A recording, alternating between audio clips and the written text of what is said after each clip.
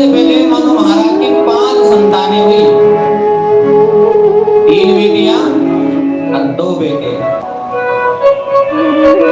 मनु महाराज की 3 बेटियां हैं और 2 बेटे हैं।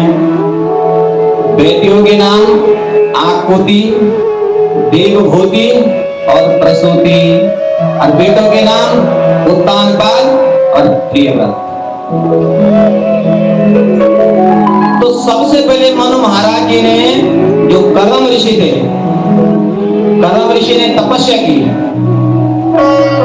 तपस्या करके भगवान को प्रसन्न किया और भगवान ने ये वरदान मांगा, भगवान ने ये आशीर्वाद दिया कि हे कर्दम जी, तुम विवाह करो तो हम तुम्हारे घर में पुत्र बनकर आएंगे। और उसके बाद तब कर्दम जी विवाह के लिए तैयार हुए और मनु महाराज की जो मंजरी बेटी है देवभूति, उसका विवाह कर्दम मुनि के साथ में हुआ। तो जब विवाह के लिए मनु महाराज आए तो कर्दम जी ने एक शर्त रखी थी। शर्त क्या थी? देखो देवी, अगर एक संतान हो गई तो हम गृहस्थ को छोड़कर संन्यास के लिए चले जाएंगे। ठीक है महाराज, हमें मंजूर है। और ये शर्त मंजूर करके दोनों का विवाह हो गया। और विवाह होते ही जैसे अपने आश्रम में आए, कर्दम जी समाधिस्थ हो गए, समाधि लग गई। अब महात्माओं की समाधि खुलने का समय थोड़ी निश्चित है, अब खुले। इतना समय बीत गया कि देवभूति ने भी अपने वो जो वस्त्र अलंकार जो धारण किए थे उनको त्याग दिया और ऋषि पत्नी का वेश बनाकर, और ऐसी जीर्ण शीर्ण अवस्था हो गई, वृद्ध हो गई, क्योंकि कई वर्ष बाद लग गए कर्दम जी की समाधि में। और जब वर्षों बाद, क्योंकि निस्वार्थ भाव से देवभूति जो है, देखो महाराज राजघराने की है, लेकिन विवाह के जब तुरंत बाद समाधि कर्दम जी की लग गई तो देवभूति ने जो है निस्वार्थ भाव से जो है कर्दम जी की सेवा करती रही। और जब कई वर्ष बाद कर्दम जी की आंखें खुली तो देवभूति को पहचान नहीं पाए। बोले देवी तुम कौन हो? विवाह हो और विवाह के बाद पति पत्नी से कहे कि तुम कौन हो? क्या संयमित जीवन है। यही तो शिक्षा मिलती है इस कथा से। गृहस्थ कैसा होना चाहिए, पति पत्नी को किस प्रकार रहना चाहिए। तो कर्दम जी ने कहा कि देवी तुम कौन हो? देवभूति ने कहा वाह महाराज, अरे हमको ही भूल गए आप तो। बोले महाराज याद करो, कभी जो है तुम्हारा विवाह हमारे साथ में हुआ था, क्योंकि कई वर्ष बीत गए थे। और तब कर्दम जी कहते हैं अच्छा देवी याद आई, महाराज मनु की बेटी देवभूति हो गई।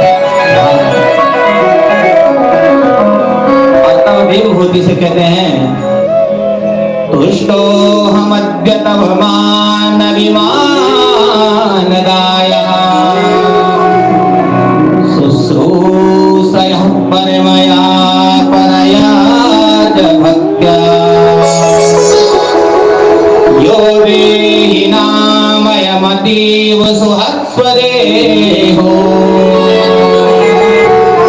नावेक्षिता समुर्जिता च पितुं मदर्ते। देवी तुम्हारी शुश्रूषा सेवा से प्रसन्न हो। क्यों? अरे बिना स्वार्थ के कोई सेवा भी नहीं करता है, स्वार्थ की कोई सेवा भी नहीं करता है।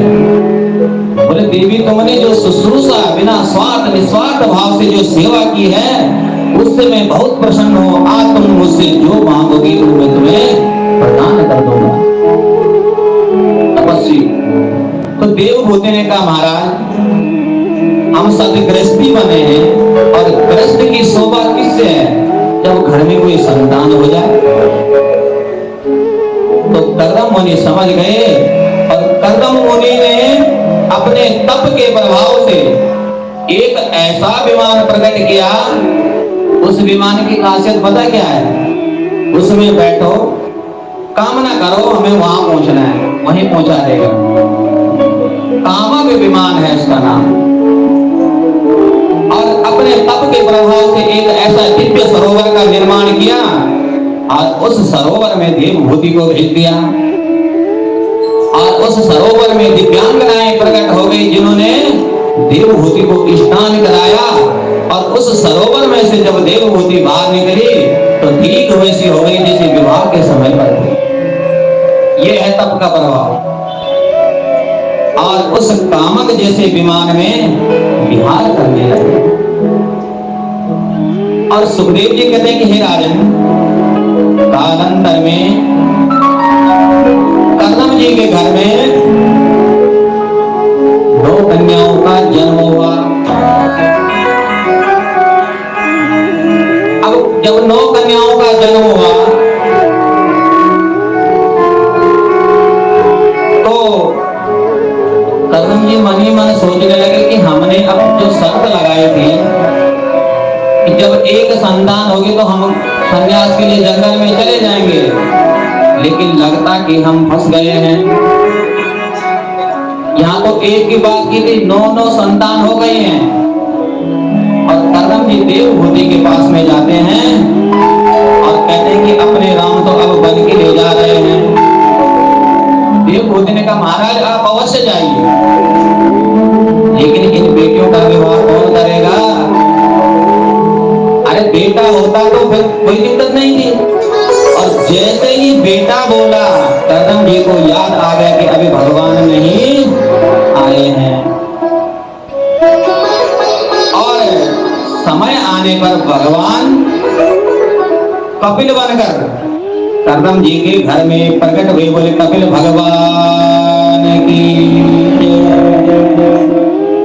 और जब कपिल भगवान के दर्शन के लिए ब्रह्मा जी आए तो ब्रह्मा जी के जो 10 मानस पुत्र थे उनमें से नारद जी तो वो न जाने कहां गए थे, अपने 9 ऋषियों को साथ में लेकर के कर्दम जी के यहाँ आ गए। और कर्दम जी के जब घर पर आए, कपिल भगवान के दर्शन किए और ब्रह्मा जी ने कर्दम जी से कहा क्यों कि ब्रह्मा जी को तो अपनी सृष्टि का विस्तार करना है ना। बोले महाराज हमारी एक इच्छा है कि तुम्हारे घर में है 9 बेटियां और हमारे साथ में आए हैं 9 ऋषि, क्यों नहीं इनका विवाह इनके साथ में किया जाए। और तब कर्दम जी की 9 कन्याओं का विवाह ब्रह्मा जी के मानस पुत्रों के साथ में हुआ। कला नाम की जो कन्या थी उसका विवाह मरीचि मुनि के साथ में हुआ। अनुसुईया का विवाह अत्रि ऋषि के साथ में हुआ। और सरदा नाम की जो कन्या थी उसका विवाह अंगिरा ऋषि के साथ में हुआ। और हविर्भू नाम की जो कन्या थी उसका विवाह पुलस्त्य ऋषि के साथ में हुआ। और गति नाम की जो कन्या थी उसका विवाह पुलाह ऋषि के साथ में हुआ।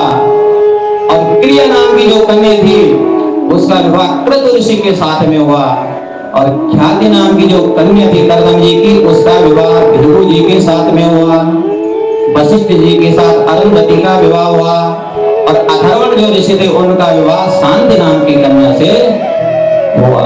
हो गए 9 पुत्र। और जब इन 9 कन्याओं का विवाह कर्दम जी ने कर दिया, बेटा भी घर में आ गया। अब कर्दम जी चले, अब नहीं रोका देवभूति ने, समाज के लिए चले गए, भगवत नाम संकीर्तन के लिए संन्यास ले लिया। और सुखदेव जी कहते हैं देखिए जब 9 कन्याएं आई, 9 कन्याओं के बाद भगवान प्रकट हुए हैं। 9 कन्याएं क्या है? अरे यही तो भगवान की नवदा भक्ति है। जब नवदा भक्ति हमारे जीवन में आ जाएगी तब हमारे जीवन में भगवान प्रकट हो जाएंगे। ये 9 कन्याएं नवदा भक्ति तो है। जब तक ये भक्तियां हमारे पास नहीं होंगी तब तक प्रभु आने वाले नहीं हैं। बोले भक्त वत्सल भगवान।